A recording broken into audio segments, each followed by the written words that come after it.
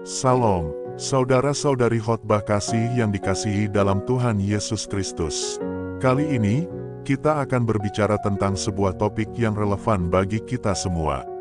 Kita membahas 19 poin khotbah tentang menambah kekayaan tanpa melalui jalur dosa. Kita tahu bahwa kekayaan bukanlah tujuan akhir, tetapi bagian dari rencana Allah untuk hidup kita. Kekayaan hanyalah alat untuk mencapai tujuan ini, bukan tujuan itu sendiri.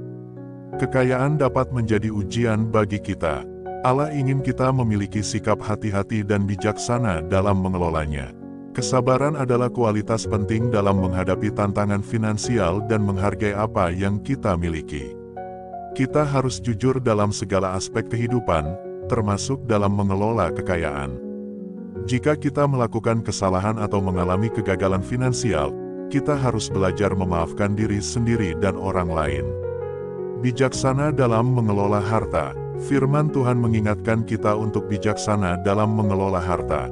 Dalam Amsal 21 ayat 20, tertulis, "Di tempat kediaman orang bijak terdapat harta yang berlimpah, tetapi orang bodoh menghabiskannya." Kita harus memperlakukan harta dengan tanggung jawab dan menghindari pemborosan. Keyakinan iman sebagai fondasi kesejahteraan sosial. Keyakinan iman kepada Allah adalah fondasi kesejahteraan sosial. Ketika kita hidup dalam keyakinan iman Roh Kudus, kita tidak hanya memperkaya diri sendiri, tetapi juga berkontribusi pada kesejahteraan masyarakat. Kita dapat mengambil inspirasi dari kisah Daud, seorang raja yang bijaksana dalam mengelola harta dan memperhatikan kebutuhan rakyatnya.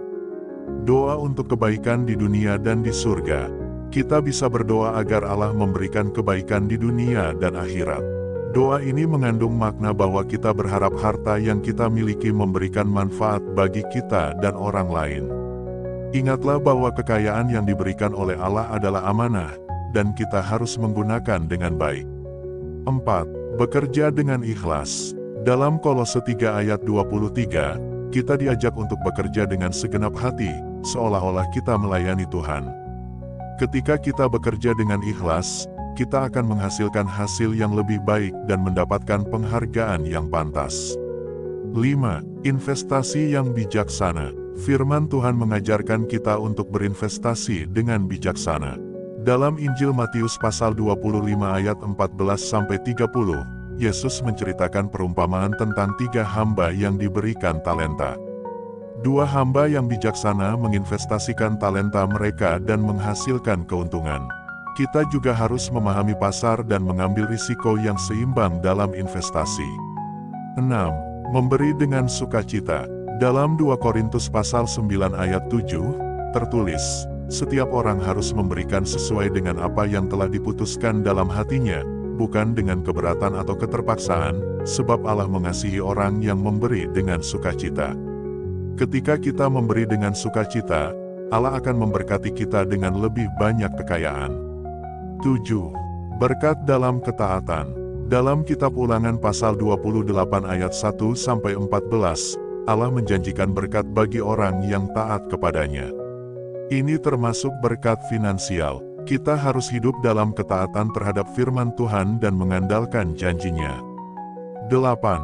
Berinvestasi dalam pengetahuan dan keterampilan. Kekayaan tidak hanya terbatas pada harta benda. Investasikan waktu dan usaha untuk belajar dan mengembangkan diri. Pengetahuan dan keterampilan yang kita miliki dapat membuka pintu kesempatan baru.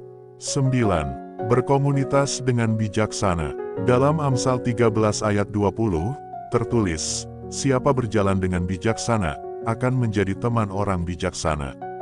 Bergaul dengan orang-orang yang memiliki nilai-nilai yang baik dan bijaksana akan mempengaruhi cara kita berpikir dan bertindak terkait keuangan. 10. Berbagi dengan orang lain.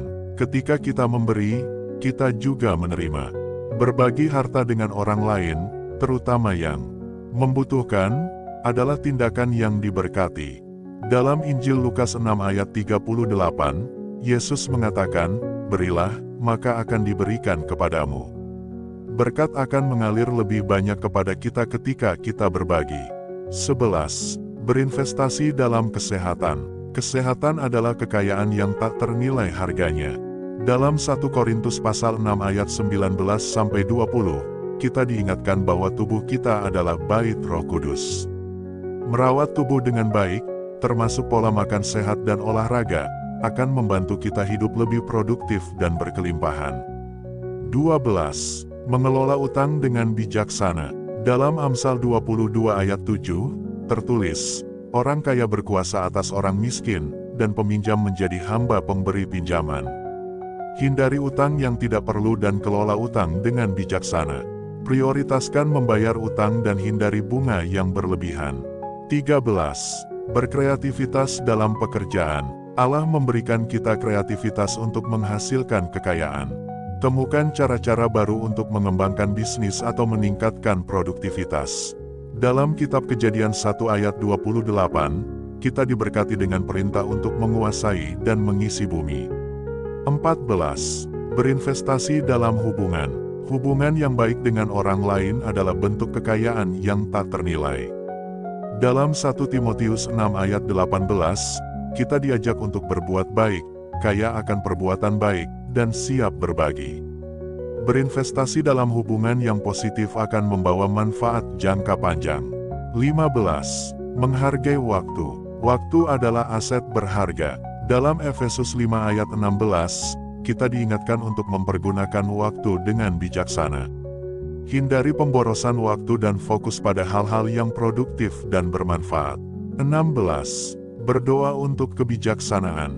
Dalam Yakobus 1 ayat 5, tertulis, jika ada di antara kamu yang kurang bijaksana, hendaklah ia meminta kepada Allah yang memberi kepada semua orang dengan murah hati dan dengan tidak memandang bulu, niscaya ia akan diberikan kepadanya.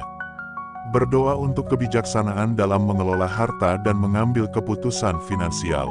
17. Berinvestasi dalam pelayanan. Dalam Markus 10 ayat 45, Yesus mengatakan, Anak Manusia datang bukan untuk dilayani, melainkan untuk melayani dan memberikan nyawanya sebagai tebusan bagi banyak orang. Ketika kita melayani sesama dengan tulus, kita akan diberkati dan merasakan kekayaan rohiyah. 18. Menabung dan berinvestasi untuk masa depan. Dalam Kejadian 41 ayat 34, Yusuf memberikan nasihat kepada Fir'aun tentang menabung selama masa kelimpahan untuk menghadapi masa kelangkaan. Kita juga harus bijaksana menabung dan berinvestasi untuk masa depan kita dan generasi berikutnya. 19. Menghindari hasut dan kebencian terhadap kekayaan orang lain. Dalam 1 Timotius pasal 6 ayat 9-10, kita diingatkan bahwa cinta uang adalah akar segala kejahatan. Jangan iri atau benci terhadap kekayaan orang lain. Sebaliknya, berdoa agar kita dapat mengelola harta dengan benar. Saudara-saudari, Allah adalah pencipta segala sesuatu, termasuk kekayaan. Dia memberikan kita kemampuan untuk bekerja, berinvestasi, dan mengelola sumber daya finansial. Kekayaan bisa digunakan untuk memenuhi kebutuhan kita, membantu orang lain, dan memperluas pelayanannya di dunia ini. Tujuan akhir hidup kita adalah mengenal Allah, mengasihinya, dan hidup sesuai dengan rencananya.